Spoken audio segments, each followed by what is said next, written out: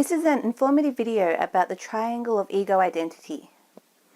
The triangle of ego identity is an egoic cycle our personality gets stuck in. When we get caught in the triangle of ego identity, we let our fears, inner critic, and negative habits take control. This is also called self-triangulation. Often we are not aware this is happening, as we have been conditioned from birth to habitually react in unconscious ways to survive, or to feel safe and well in our environment and circumstances. Once we are caught in the triangle of ego identity or self-triangulation, it becomes difficult to get out, because once our fears, inner critic, and habits overwhelm us, we begin to spiral down into unhealthy, addictive, arrogant, entitled, abusive behaviours. These unhealthy behaviours lead to all manner of disorders such as anxiety, depression disorders, alcohol, drugs, sex, shopping, addiction, borderline personality disorders, dependent personality disorder, narcissistic personality disorder, etc. But we mustn't think of our ego as something wrong or evil. The ego has innocently tried to replicate the divine essence in a distorted fashion. The three primary attributes of the triangle of ego identity are the passion, or the method to avoid fear, the inner critic and what the inner critic pursues, and the habit of the mind to cope. So starting with the passion, or the method to avoid fear. Based upon your dominant Enneagram style or type, there's some experience that you try to avoid at all costs. The passion for what we avoid is driven by fear. The things that we avoid according to our Enneagram style or type gives us feelings of great anxiety, resistance, and sensations of raw vulnerability. That which we avoid must be avoided at all costs because it threatens our sense of self. This energetic drive or passion acts like an engine fueling and driving our avoidance logic.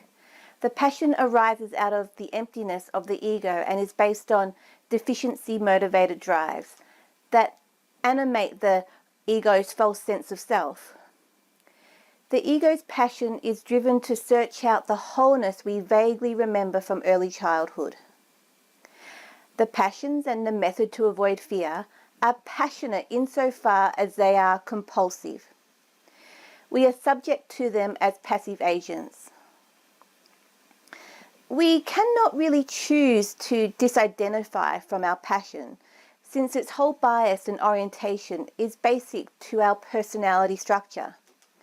But we can loosen its grip. The passion of the ego, or the method of the ego, is innocently trying to fulfill us with its own sense of self, not knowing that in doing so it takes us further away from what really gives us a sense of freedom or joy or aliveness and love and great fulfillment and purpose. So the method to avoid fear is passionate insofar as we let it take control compulsively.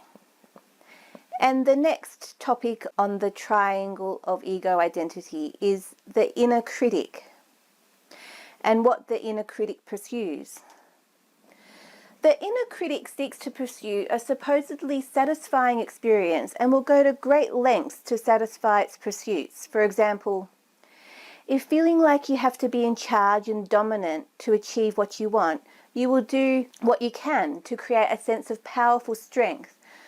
Wherever you go and whatever you are doing or working on, you will likely behave with intensity and use excessive amounts of energy than what you really need for most activities and interactions. You will endeavour to impose your control and truth over other people and situations. Typically, the inner critic is engineered to go after what it considers will bring your ideal happiness. Your egoic personality attempts to replicate the divine essential nature of your soul, which couldn't help but feel eliminated in your childhood years. The agenda or activity that egoic personality pursues is very important to the inner critic. You will possibly not know the reason why it's so worthwhile to run after and go after your particular pursuits. You're just certain that you have to. You actually legitimately feel it's beneficial when you are performing and completing your pursuit. The thing that is difficult to notice is usually there is a core belief functioning beneath this action. And we will be looking into core beliefs in module B6. The inner critic makes sure we achieve what we pursue and is the internalized voice of authority, embracing the rules, standards and expectations that have been with us from our earliest moments in life. The inner critic tells the personality what is okay and what's not okay to do. What's not okay to do, say, feel or experience. And it can give harsh feedback if its dictates and pursuits are not followed.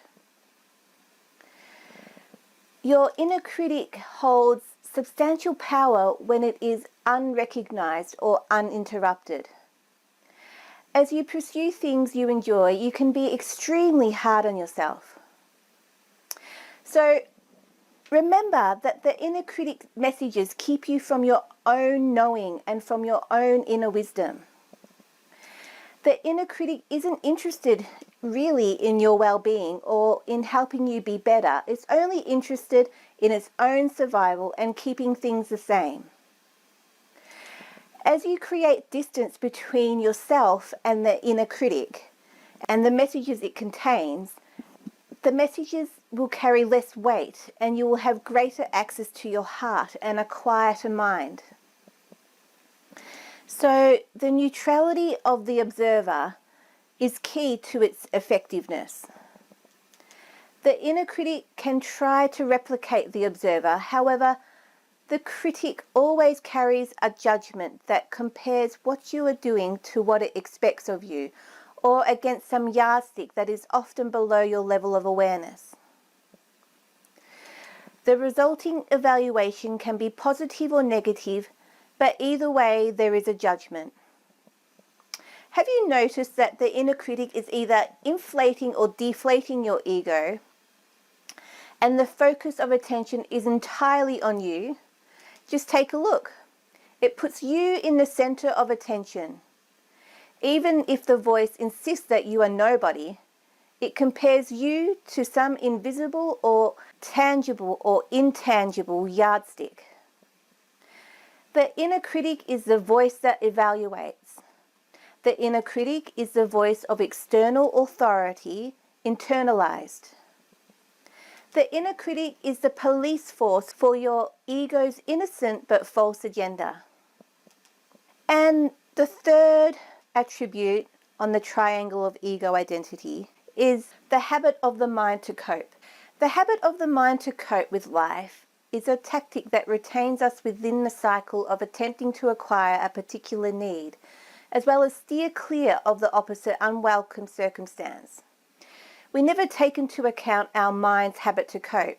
This is actually our traditional approach to being able to meet the challenges of life. Each and every Enneagram style or Enneagram type is a professional in distinct behavioural and attitudinal processes. The habit of mind to cope is the method that keeps the personality stable, cohesive.